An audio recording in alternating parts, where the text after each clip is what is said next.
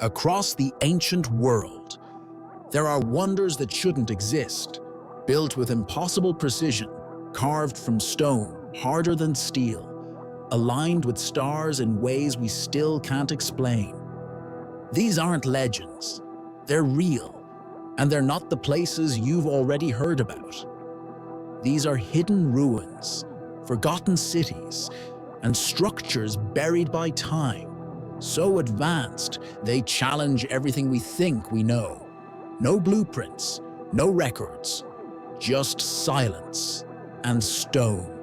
Who built them? How? And why did they vanish?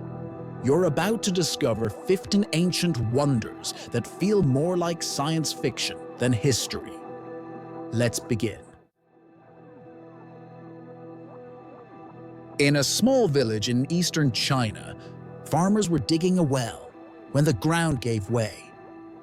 What they uncovered wasn't just a cave, it was something far stranger.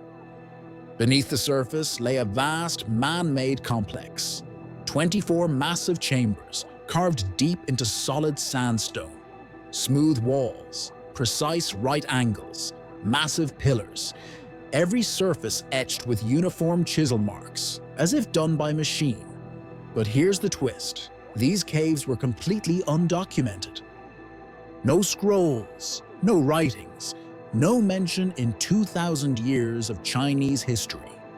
Each chamber would have taken hundreds of workers, years to carve, and yet there's silence. How were they made? Why? And by whom? The scale is enormous, over 30,000 square meters, but no debris, no tools, no signs of life were ever found inside. The Longyou Caves remain one of the greatest architectural mysteries of the ancient world. A masterpiece, lost in time, built by hands we still don't understand.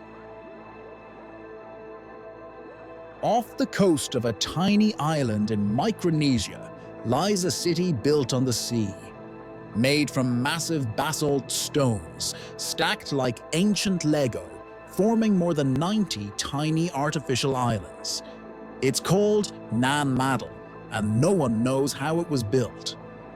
Some of the stones weigh 50 tons, yet they were somehow transported across the water without wheels, cranes, or iron tools. And the entire city was constructed on coral reefs, with no stable ground beneath. Ancient legends claim the builders had help from magic or flying dragons. Modern science still doesn't have a good answer. There are no nearby quarries, no detailed records, just this sprawling city, abandoned centuries ago, slowly sinking into the ocean. Nan Madol wasn't just a village, it was a political and religious capital. But today, it's a ghostly, forgotten wonder, one that defies explanation and seems far too advanced for its time. Up in the high plains of Bolivia, where the wind brushes over silent ruins and the earth feels ancient, lies a place that almost seems impossible. It's called Puma Punku. At first glance, it looks like a jumble of broken stone, but then you notice the cuts, not rough or primitive, but clean, sharp, perfect. Massive blocks of diorite, one of the hardest stones on Earth, shaped as if they were sliced by lasers. Grooves carved in straight lines, corners cut at exact right angles, stones that fit together like pieces of a puzzle. And yet, all of it was created over 1,000 years ago, long before the invention of steel tools, long before precision engineering. Some of the blocks weigh over 100 tons and were somehow transported across miles of rugged terrain, without wheels, cranes, or even writing to guide the way. No one knows how they did it. No records, no answers, just silence and stone, and a mystery that still refuses to be solved. Hidden deep in the forests of Cambodia, not far from the temples of Angkor, lies something most people never notice. Not a temple, not a statue, but a body of water so vast, it looks like a natural lake. It isn't. This is the West Baray, an ancient reservoir, hand-built by the Khmer civilization over 1,000 years ago. It stretches more than 2 miles long and nearly a mile wide. That's bigger than some modern dams, created without concrete, electricity, or machines. The walls were packed with earth and stone, perfectly measured, sloped, and sealed, holding back millions of gallons of water with engineering so precise, it still holds today. No leaks, no collapse, just still water. The West Baray wasn't just a reservoir, it was life. It sustained crops, temples, and cities, and it may have been aligned with the stars above. A forgotten marvel, hidden in plain sight. In the scorching heat of southern Iraq, beneath layers of sand and forgotten time, archaeologists uncovered something strange, something no one expected. Among the ruins of the ancient Ubaid culture, a people who lived more than 7,000 years ago, they found statues. But not of gods, not of kings. These were different. Small figurines, carved with careful hands, long faces, slanted eyes, and textured skin. Their heads looked reptilian, cold and unblinking. Some appeared to wear helmets, others held infants in their arms, their postures eerily human. No writings explain them, no myths have survived. Just these figures, too advanced for the tools of the time, too strange to dismiss. Were they symbols, rituals, something else entirely? No one knows, but one thing is clear. The Ubaid lizard statues don't fit any known story. They sit outside of everything we expect, and they whisper questions history still can't answer. High on the Bolivian Altiplano, where the air is thin and the land stretches endlessly toward the sky, an ancient mystery lies carved into the earth. Not stones, not structures, but lines. Thousands of them, etched into the hard-packed ground, perfectly straight, crossing mountains, valleys, rivers, and canyons, with no modern tools and no clear reason why. These are the Sajama Lines. Some stretch for miles, longer than modern roads, without a single curve or deviation. And no one knows how they were made. They weren't dug, but worn into the earth by countless footsteps over generations. The people who created them left no written records, no blueprints, just these sacred paths, crisscrossing the land like a massive, invisible map. Some say they point toward ancient shrines or trace spiritual journeys. Others believe they're part of something even larger, something lost to time. Whatever their purpose, the Sajama Lines remain quiet, vast, and perfect. A network of precision carved into the wild, still visible today, after hundreds, maybe thousands of years. Hidden deep within the forests of New Zealand's North Island, just beneath a stretch of remote land near the Kaimanawa Range, something sits quiet and still. A wall, not made by settlers, not built by any known Maori tradition, but massive, interlocking stone blocks, shaped with sharp edges, fitted so tightly that not even a blade of grass grows between them. This is the Kaimanawa Wall, and no one can agree where it came from. Some geologists say it's just natural rock formation, shaped by time and erosion. But others, they aren't so sure. The symmetry is too clean, the angles too perfect. If it's natural, it's one of the strangest natural formations ever seen. And if it's not, then who built it? New Zealand, according to most history books, was one of the last places on Earth to be settled. But this wall seems older, much older. It's quiet now, half covered by moss and trees. Scattered across the remote highlands of Laos, in silence and fog, lie thousands of massive stone jars. Some taller than a person, some weighing several tons, just sitting there, across fields and hills, as if dropped by forgotten hands long ago. This is the plain of jars. No writing, no symbols, just stone and questions. The jars were carved from solid rock, some from quarries miles away. But how were they moved? And more importantly, why? Some believe they were part of ancient burial rituals. Others think they were used to collect rainwater for travelers or rituals lost to time. But the truth remains buried. Local legends speak of giants, of battles, of fallen kings, but none of it has ever been confirmed. And the deeper mystery is this: no tools have ever been found nearby, no settlements, no temples, just jars, thousands of them, watching over the landscape like silent sentinels. A wonder with no clear purpose and no clear past. Off the coast of Sicily lies a small island called Ustica, peaceful, windswept and covered in volcanic rock. At first glance, it feels untouched, simple, but on the southern edge of the island, there's something unexpected.